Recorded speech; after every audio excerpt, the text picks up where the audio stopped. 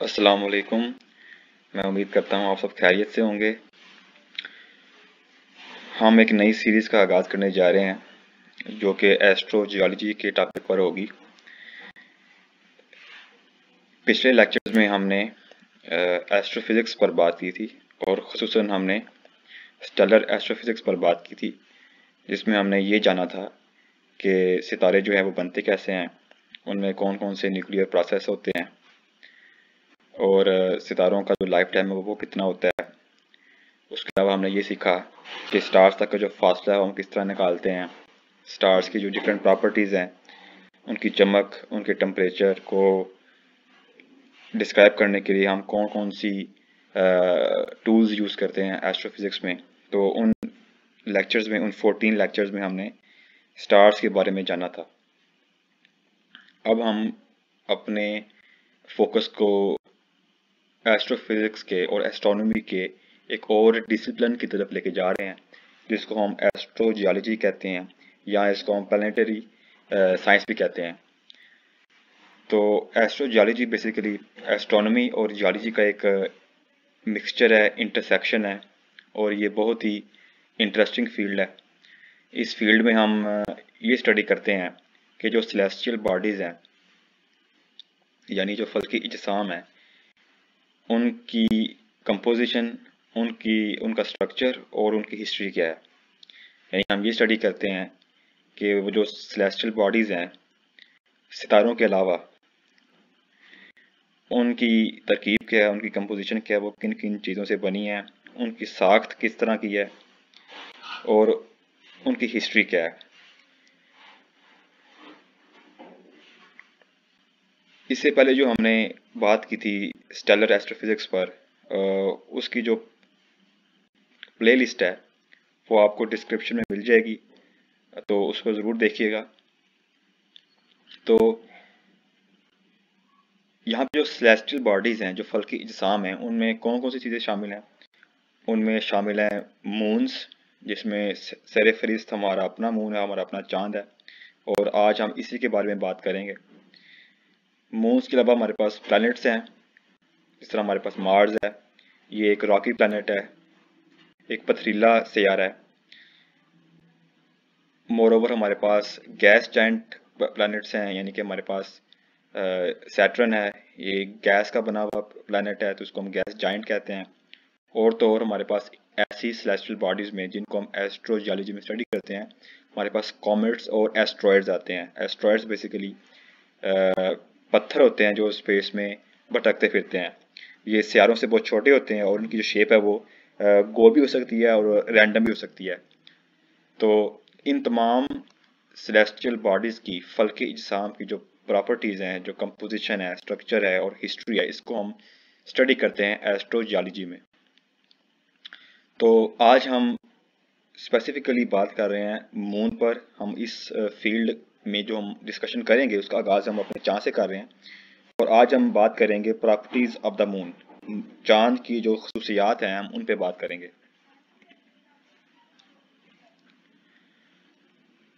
तो सबसे पहले हम देख लेते हैं प्रॉपर्टीज़ ऑफ द मून, चांद की खसूसियात क्या क्या हैं। इनमें हम देखते हैं कि चांद का साइज़, मास और उसकी जो डिफरेंट प्रॉपर्टीज़ हैं वो क्या क्या हैं।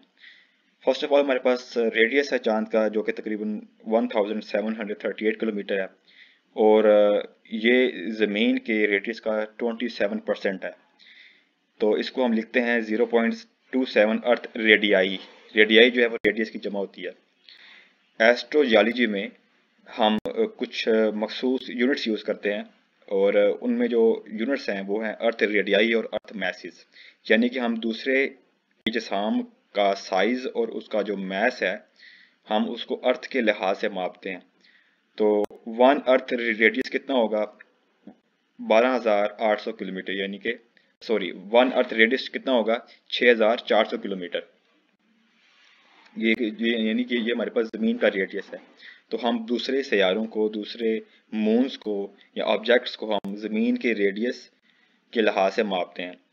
तो 0.27 अर्थ रेडियाई का मतलब है कि ये जो हमारे पास चांद है, इसका जो रेडियस है वो ज़मीन के रेडियस का 27% है। सिमिलरली हमारे पास मैस है मून का, और जो मास है ये है 7.35 10⁻22 किलोग्राम।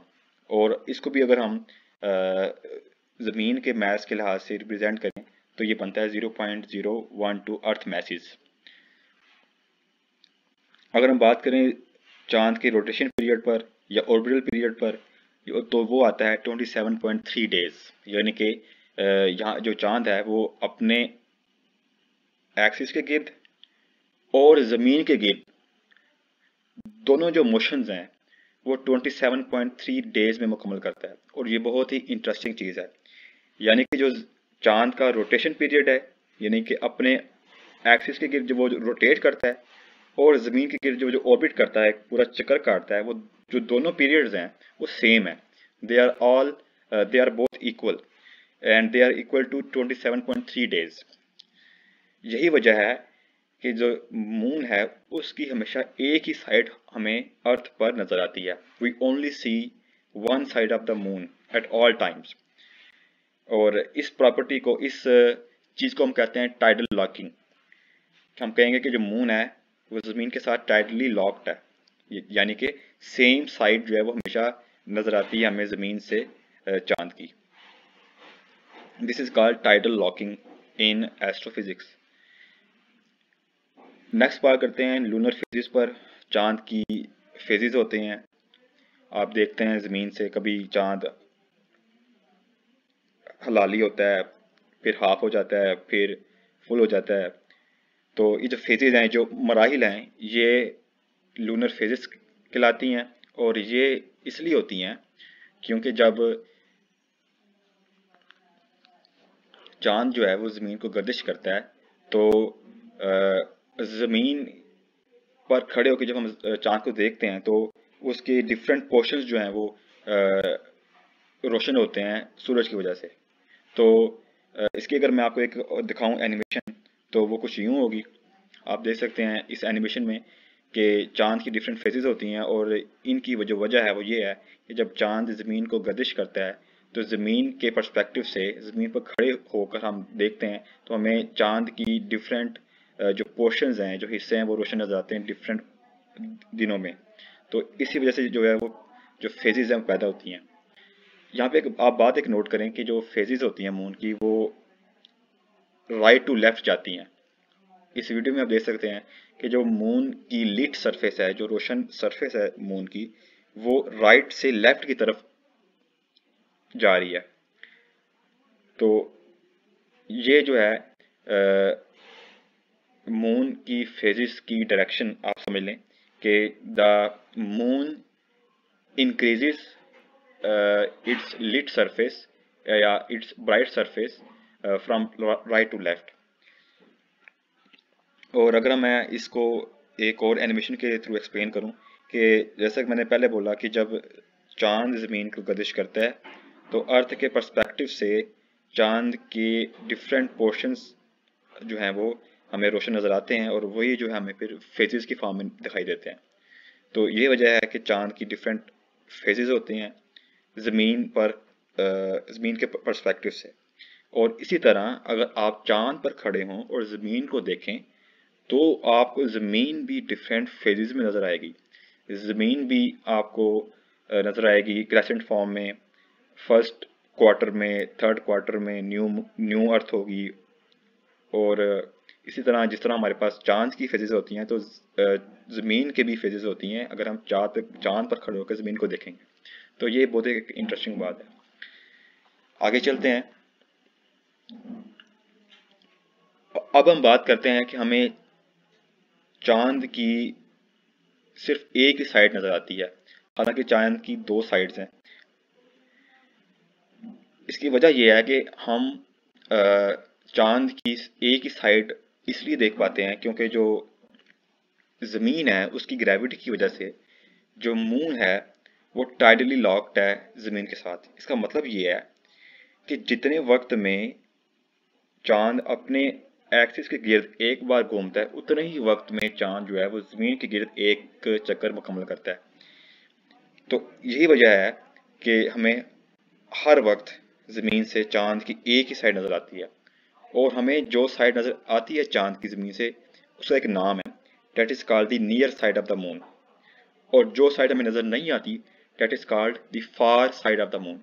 मैं आपको दिखाता हूँ, ये वो साइड है ये वो साइड है चांद की जो हमें जमीन से नजर आती है, और इसे कहते हैं हम नियर साइड। ये वो साइड है जो हमें जमीन से नजर नहीं आती, और इसे कहते हैं हम फार साइड। यहाँ पे एक बात याद रखिएगा आप, ये एक मिसअंडरस्टैंडिंग है कि जो फार साइड है मून की जो हमें ज़मीन से नज़र नहीं आती वहाँ पे हमेशा अंधेरा होता है, हालांकि ऐसा नहीं है। चांद जो है उसकी जो फार साइड है उस पर भी सूरज की रोशनी पड़ती है। बात बस इतनी है कि हमें वो साइड ज़मीन से नज़र नहीं आती ड्यू टू टाइडल लॉकिंग। अगर मैं आपको ये एक एनिमेशन दिखाऊं, ये चांद की फुल रोटेशन है, तो इसमें आप देख सकते हैं कि एक उसकी नियर साइड है, एक फार साइड है, और दोनों पर जो है वो सूरज की रोशनी पड़ती है। ऐसा नहीं है कि फार साइड पे अंधेरा होता है। तो इसी वजह से एक ये चीज़ मशहूर है, लोगों में मिसअंडरस्टैंडिंग है कि वो फार साइड को डार्क साइड भी कहते हैं। तो इसको फार साइड कहते हैं, इसको डार्क साइड नहीं कहते। There is no dark side of the moon, there is only far side of the moon जो हमें ज़मीन से नज़र नहीं आती।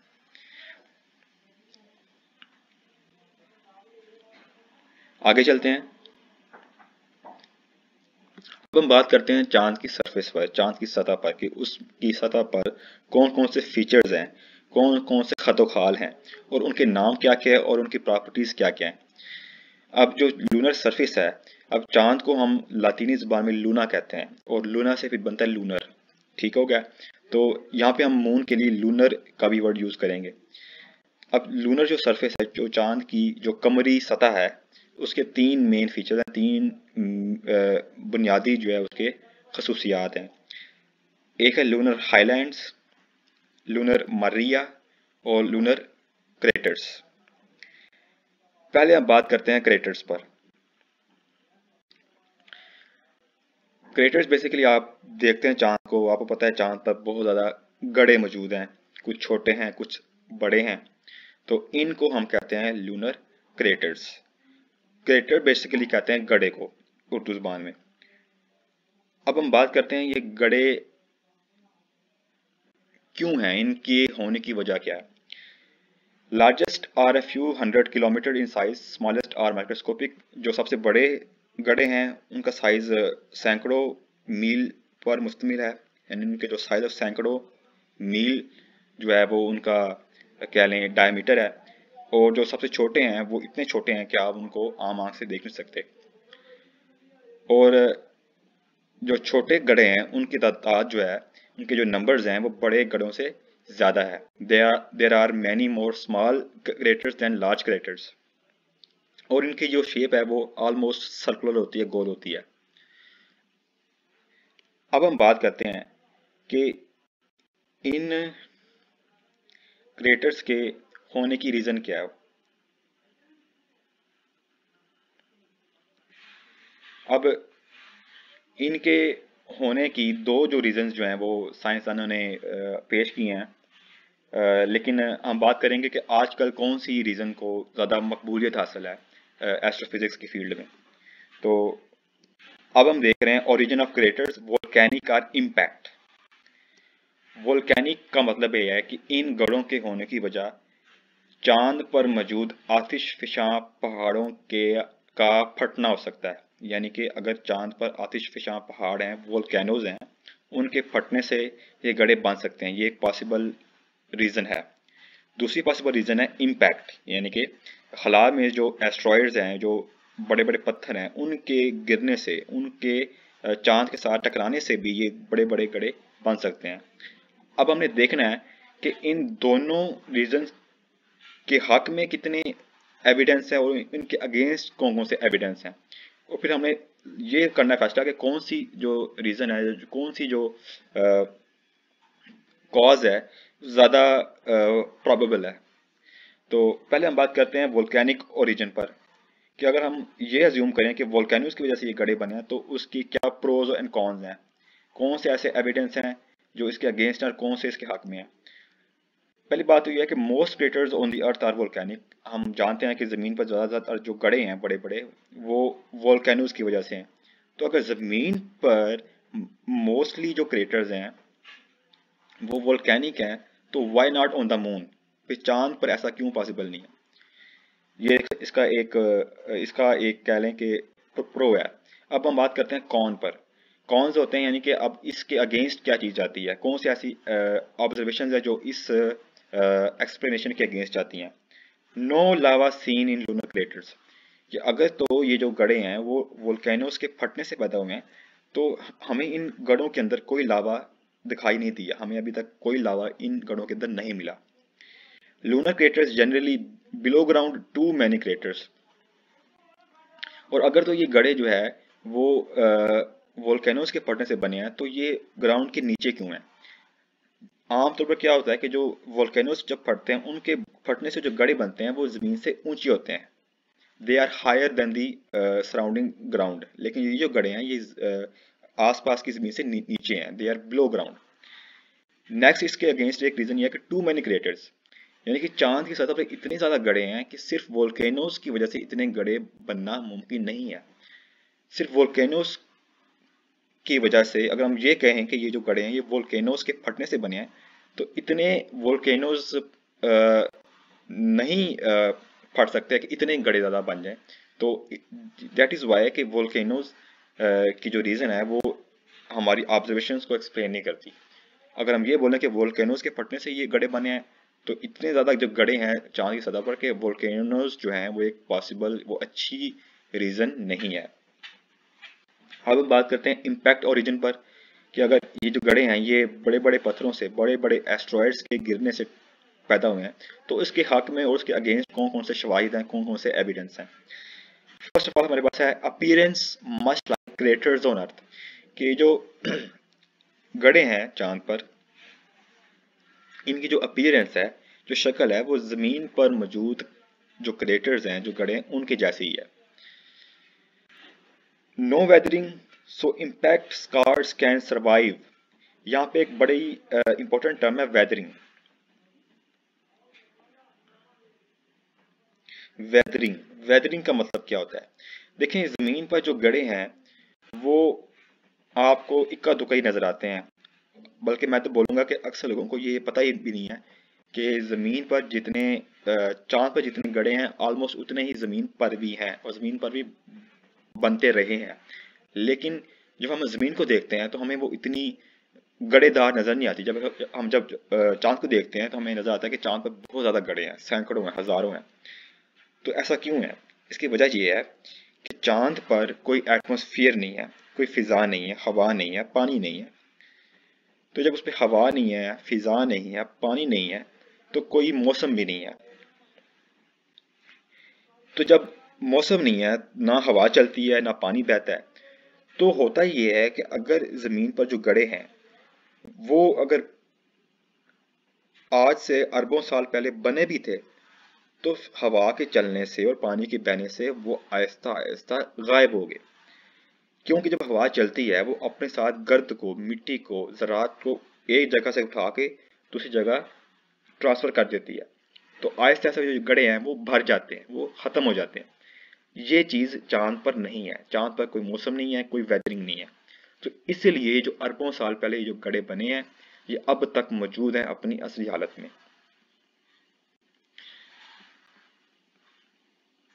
नेक्स्ट देखते हैं कि इस इम्पैक्ट ओरिजिन के अगेंस्ट कौन कौन सी चीज़ें हैं। Impact rate would have to be much higher than the current rate, कि अगर तो हम ये बात कहते हैं कि एस्ट्रॉइड्स के टकराने से ये गड़े बने हैं, तो माजी में एस्ट्रॉइड्स के टकराने की जो शरह है वो आज की शरह से बहुत ज़्यादा हाई होनी चाहिए। और मज़े की बात यह है कि ये बात सच है। उसकी रीज़न ये है कि जब निज़ाम शमसी नया नया बना था, तब खला में एस्ट्रॉइड्स की, पत्थरों की जो तादाद है वो बहुत ज़्यादा थी। तो उस टाइम अरबों साल पहले शुरुआत में जो एस्ट्रॉइड्स हैं वो हज़ारों की तादाद में रोज़ जो है वो चांद से, ज़मीन से या बाकी सियारों से टकराया करते थे।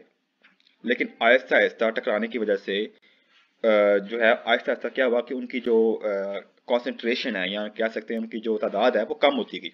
तो आजकल जो टकराने की शर्र है वो बहुत कम है। कोई साल बाद कोई एक टकराएगा या महीने बाद कोई एक जो है वो उसका हो सकता है इम्पैक्ट।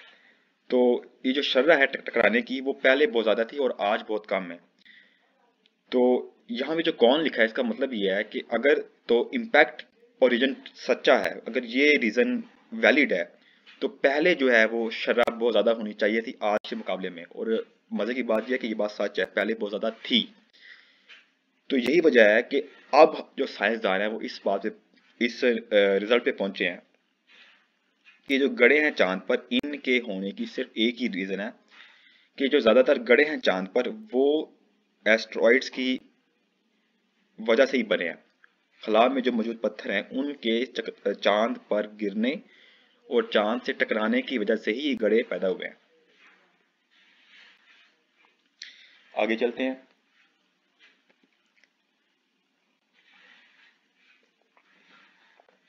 अब बात करते हैं हम लूनर मरिया पर।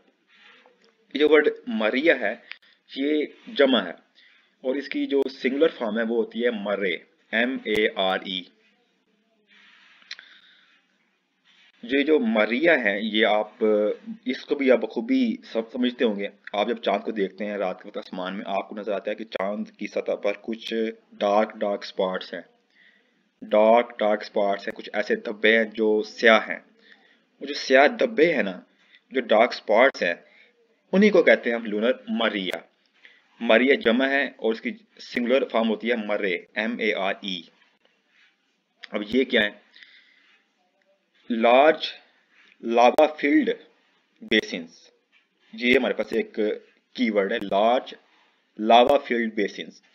ये बेसिकली ये जो स्याह धब्बे हैं, मरिया हैं, ये वो जगह हैं जहां पर कभी चांद की सतह पर लावा बहा करता था, फ्लो किया करता था, जो कि वहां पे जब मुंजमद हुआ तो आपको पता है जब लावा जम जाता है तो वहां पे बिल्कुल स्याह जमीन हो जाती है, क्योंकि वहां पे बसाल्टिक रॉक होता है। बसाल्ट जो होती है, बसाल्टिक जो पत्थर होते हैं वो बहुत ही काले स्याह होते हैं। तो इस वजह से क्या हुआ कि जब चांद नया नया बना था तब उसके ऊपर आतिशफशां पहाड़ भी थे और उस पर एस्ट्रॉयड्स के गिरने की जो शरह है वो बहुत हाई थी। इसका मतलब ये कि चांद की जो सतह थी, जो सरफेस थी, वो ऑलमोस्ट कंप्लीटली लावा से भरी थी। उस पर लावा बहुत ज़्यादा था और वो फ्लो करता था। लेकिन आहिस्ता सा क्या हुआ कि एस्ट्रॉयड्स के टकराने की शरह कम हुई, वोल्केनोस जो है वो आहिस्ता आहिस्ता ख़त्म हो गए। तो जो लावा था वो मुंजमद हो गया। जब लावा मुंजमद होता है, जमता है, तो उससे जो बसाल्टिक रॉक बनता है वो काला स्याह होता है। तो यही वजह है कि चांद पर इस तरह के काले काले धब्बे हैं और इन्हीं को कहते हैं हम लूनर मरिया। और नेक्स्ट बात यह कि जहाँ जहाँ यहाँ हमारे पास लूनर मरिया हैं वहाँ पे आप देख सकते हैं कि जो गड़े हैं वो बहुत कम हैं। यानी कि जहाँ जहाँ हमारे पास मरिया हैं, काले धब्बे, वहाँ पे जो गड़े हैं उनकी तादाद बहुत कम है। आप इस इमेज में भी देख सकते हैं कि आसपास गड़े ज़्यादा हैं लेकिन यहाँ पे जो है वो गड़े निस्बतन कम है। Denser basaltic lava rock from inner region. अब यहाँ मैंने पहले आपको बता दिया कि यहाँ पे जो बसाल्टिक रॉक है वो होता है। बसाल्टिक रॉक क्या होता है? जब लावा जमता है तो लावा के जमने से जो पत्थर बनते हैं उनको कहते हैं बसाल्टिक रॉक्स। और यही वजह की जो रीजन हैं वो काले स्याह होते हैं।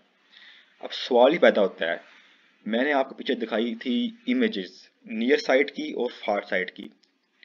आपने गौर किया होगा कि जो नियर साइड है उस पर मरिया ज़्यादा हैं, काले धब्बे ज़्यादा हैं, जबकि जो फार साइड है वो साइड जो हमें ज़मीन से नज़र नहीं आती उस पर जो मरिया है वो कम है।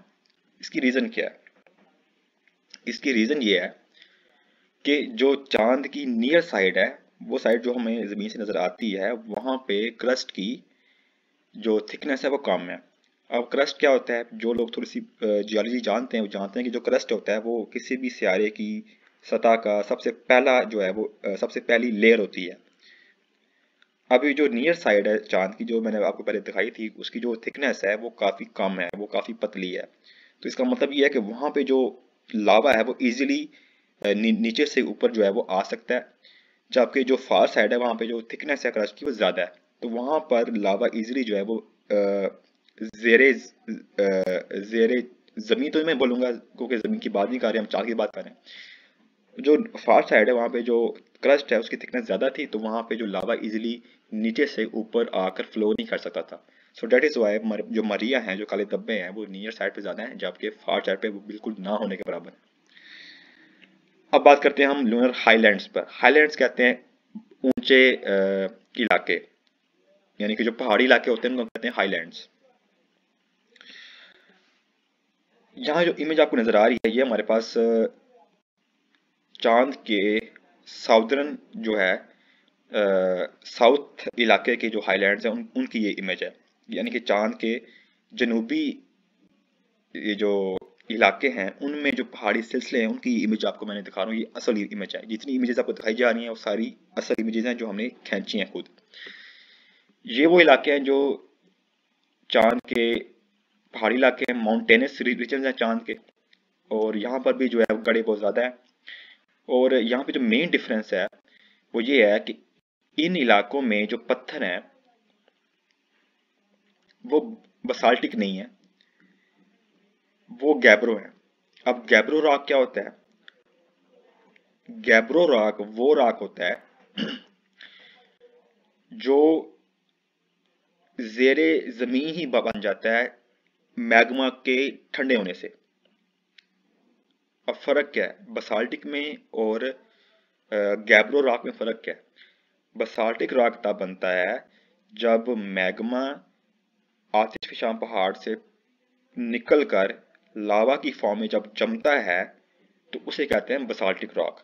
लेकिन अगर वही मैग्मा वही लावा आतिशफशां पहाड़ से बाहर ना निकले और उसके अंदर ही जमीन के नीचे ही ठंडा होकर जम जाए तो उससे जो रॉक बनता है उसे कहते हैं हम गैब्रो रॉक। ये भी तकरीबन काला ही होता है। और यहाँ पे हमारे पास मेन पॉइंट ये है कि जो लूनर हाईलैंड्स हैं, जो पहाड़ी सिलसिले हैं चांद पर, उनमें जो पत्थर हैं वो गैब्रो रॉक है। इसका मतलब बिल्कुल सिंपल है। बेसिकली जो पहाड़ हैं चांद पर जिसकी हम बात कर रहे हैं, बेसिकली ये ठंडे हुए आतिशफशां पहाड़ ही हैं। ये वो पहाड़ हैं जो कभी आतिशफशां हुआ करते थे, लेकिन अब वो ठंडे हो गए हैं। और ठंडे इसलिए हो गए क्योंकि चांद पर कोई टेक्टोनिक एक्टिविटी नहीं है। चांद पर कोई, आप कह सकते हैं कि वो जिस तरह हमारे पास ज़मीन है, ज़मीन जो है वो अंदरूनी तौर पर एक्टिव है, उस पर टेक्टोनिक प्लेट्स हैं जो कि मूव करती हैं, तो उनके मूव करने से ज़लज़ले आते हैं। चांद पर इतनी एक्टिविटी, जियोलॉजिकल एक्टिविटी नहीं है। तो क्या हुआ कि जो चांद पर मौजूद जो आतिशफशां पहाड़ थे, वोल्केनोस थे, वो आहिस्ता आहिस्ता ठंडे हो गए, अब वो एक्टिव नहीं है। इसीलिए क्या हुआ कि उनके अंदर जो मैग्मा था वो उधर ही ठंडा हो गया, मुंजमद हो गया। सो डेट इज़ वाई चांद पर मौजूद जो पहाड़ हैं, जो हाईलैंड्स हैं, वो गैब्रो रॉक से बने हैं, जबकि जो मरिया हैं उन पर जो रॉक है वो बसाल्टिक है। अब बात करते हैं चांद के इंटीरियर पर, चांद की अंदरूनी साख्त पर। अब तक हमने बात की चांद की सतह पर उसकी एक्सटीरियर जो फीचर्स हैं, अब बात करते हैं चांद की इंटीरियर पर, उसकी अंदरूनी साख्त पर।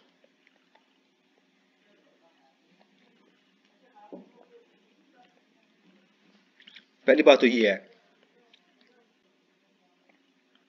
कि जो चांद का लिथोस्फीयर है, लिथोस्फीयर भी क्या है, हमारे पास क्रस्ट की ही एक लेयर होती है, ठीक है, जो पहली लेयर होती है किसी भी सियारे की। जो चांद का लिथोस्फीयर है वो बहुत थिक है और सॉलिड है। इसका मतलब ये है कि जिस तरह जमीन का लिथोस्फीयर जगह जगह से टूटा हुआ है, उसके पीस हुए हुए हैं, जिनको हम कहते हैं प्लेट टेक्टोनिक्स, चांद पर ये बात नहीं है। चांद का जो लिथोस्फीयर है वो सॉलिड है, वो जगह जगह से टूटा हुआ नहीं है। इट मीन्स चांद पर कोई टेक्टोनिक एक्टिविटी नहीं है जिस तरह जमीन पर होती है। जमीन का जो लिथोस्फीयर है, जो क्रस्ट है, वो जगह जगह से टूटा हुआ है, और उन्हीं को हम कहते हैं प्लेट टेक्टोनिक्स। जो प्लेट्स हैं वो जब मैग्मा के ऊपर तैरती हैं तो उनके टकराने से, आपस में रगड़ खाने से ही हमारे पास ज़लज़ले आते हैं और आतिशफ़शा पहाड़ बनते हैं। लेकिन चांद पर ऐसा कुछ भी नहीं है। उस पर कोई प्लेट टेक्टोनिक्स नहीं है। उसका जो लिथोस्फीयर है बिल्कुल सॉलिड है, थिक है, वो टूटा हुआ नहीं है। पहली बात। दूसरी बात ये है, ये हमारे पास पहला पॉइंट हो गया जिसको हमने डिस्कस कर लिया। दूसरा पॉइंट हमारे पास ये है कि जो चांद का क्रस्ट है उसकी कंपोजिशन जो है वो अर्थ के मेंटल जैसी है। अब मेंटल क्या होती है? क्रस्ट के नीचे जो लेयर होती है उसे हम मेंटल कहते हैं। इसमें मैग्मा होता है। Many silicates. अब सिलिकेट्स क्या होते हैं? यहाँ पे एक इंपॉर्टेंट वर्ड है सिलिकेट। सिलिकेट्स वो तमाम मादनियात होते हैं जिनमें सिलिकॉन और ऑक्सीजन पाई जाती है। All the minerals which contain silicon and oxygen are called silicates. जो मून का क्रस्ट है उसमें बहुत सारे सिलिकेट्स जो है मौजूद हैं, और चांद के क्रस्ट की जो कंपोजिशन है वो जमीन के मेंटल जैसी है। Very very interesting. यही वो मेन रीजन है, और इस पर हम अगली किसी वीडियो में, अगले किसी लेक्चर पर इन डिटेल बात करेंगे। लेकिन यहाँ आप ये समझें कि ये वो मेन रीजन है जिसकी वजह से साइंसदानों ने ये आइडिया दिया कि जो चांद है वो तब बना जब निज़ाम शमसी के शुरुआती दिनों में मार्स के साइज का एक सैयारा ज़मीन से टकराया, और ज़मीन से टकराने की वजह से क्या हुआ कि ज़मीन के क्रस्ट और मेंटल का बहुत सारा मटेरियल जो है वो खला में जो है वो लॉन्च हो गया। फिर आहिस्ता आहिस्ता जो ग्रेविटी होती है वो चीज़ों को जो अपनी तरफ खींचती है, और फिर उसकी वजह से आहिस्ता आहिस्ता जो है मून बना। अब उस थ्योरी पर हम आगे डिस्कस करेंगे। मैं उसके हक में जो है आपको शवाहिद जो है वो पेश करूंगा, हम उस पर डिस्कस करेंगे। लेकिन ये जो है मेन रीजन है कि क्यों कर चांद के क्रस्ट की जो कंपोजिशन है वो जमीन के मेटल जैसी है। Very interesting. नेक्स्ट पॉइंट ये है कि in the crust many refractory elements. Refractory elements वो होते हैं जिनके पास रिफ्रैक्टरी प्रॉपर्टीज होती हैं, यानी जिनके मेल्टिंग पॉइंट्स हाई होते हैं। इनमें हमारे पास जो है वो मेटल्स शामिल हैं। And few volatile elements. Volatile means वो जो इजीली मेल्ट होकर बुखारात की फॉर्म में उड़ जाते हैं। ऐसे एलिमेंट्स जो इजीली मेल्ट होकर बुखारात की फॉर्म में उड़ जाते हैं, दे आर कॉल्ड वोलेटाइल, यानी इनके मेल्टिंग पॉइंट्स लो होते हैं। चांद की जो फर्स्ट लेयर है, जो क्रस्ट है, उसमें बहुत सारे रिफ्रैक्टरी एलिमेंट्स यानी कि हाई मेल्टिंग पॉइंट वाले एलिमेंट्स और लो मेल्टिंग पॉइंट्स वाले एलिमेंट्स जो हैं वो पाए जाते हैं। उसका मतलब ये है कि जो चांद की सरफेस है वो पहले बहुत गर्म हुआ करती थी। It was very hot in the beginning, और क्योंकि वो बहुत हार्ड थी तो जो वोलेटाइल एलिमेंट्स हैं वो आहिस्ता आहिस्ता क्या हुआ, बॉयल होकर उड़ गए। वो पहले तो गर्म हुए, होकर उनका मेल्टिंग पॉइंट लो था तो वो मेल्ट होकर फिर वो बुखारात की फॉर्म में बॉयल ऑफ होकर उड़ गए। तो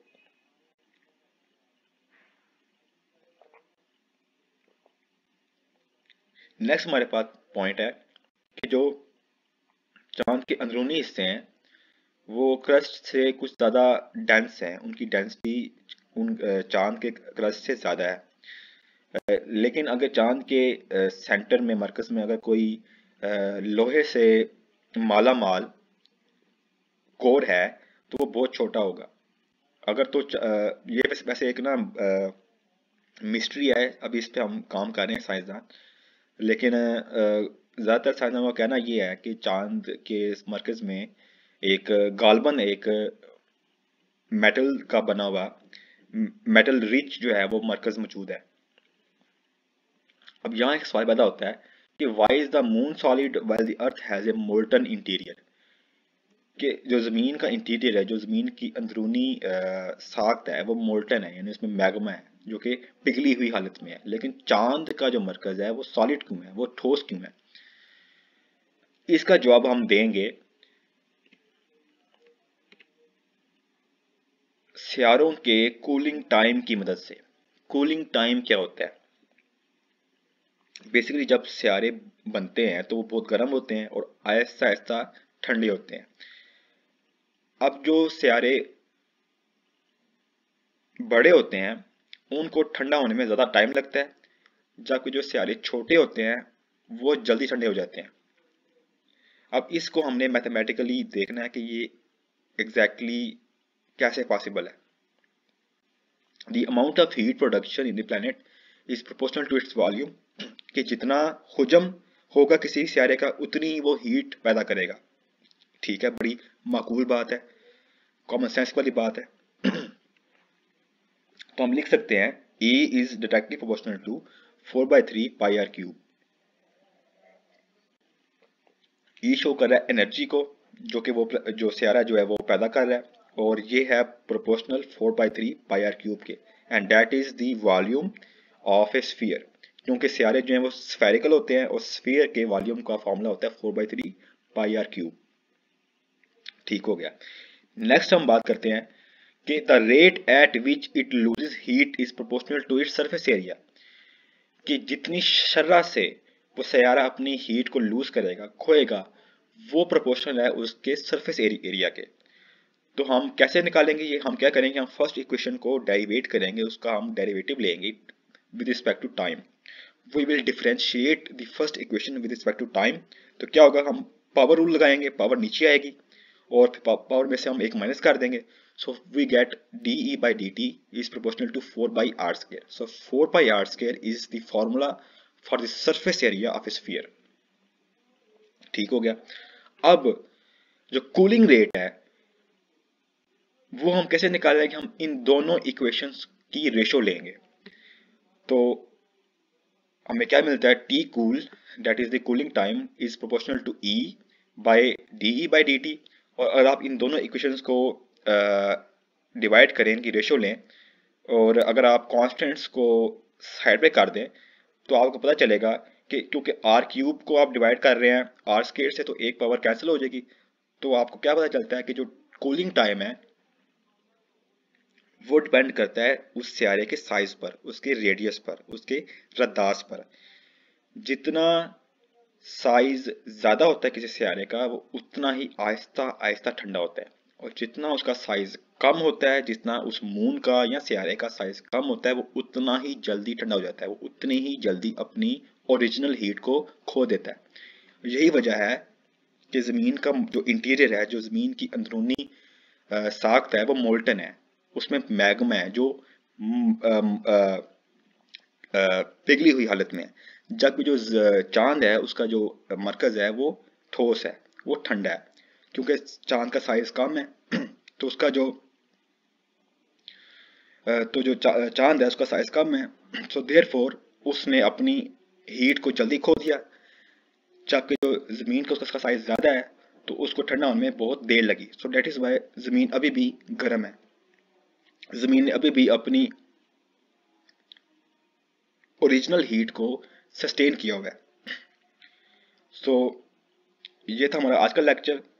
आई होप आपने एंजॉय किया होगा। नेक्स्ट लेक्चर में हम देखेंगे कि चांद की हिस्ट्री क्या है, चांद किन किन मराहिल से गुजरकर यहाँ तक पहुंचा है। तो अगर आपको कोई क्वेश्चन हो तो कमेंट सेक्शन में ज़रूर पूछिए, मैं उसका आंसर ज़रूर दूंगा। और मेरे चैनल को सब्सक्राइब कीजिए और मेरी वीडियोस को शेयर कीजिए और इस वीडियो को लाइक ज़रूर कीजिए। अगली वीडियो तक के लिए मुझे इजाज़त दीजिए। अल्लाह हाफिज़।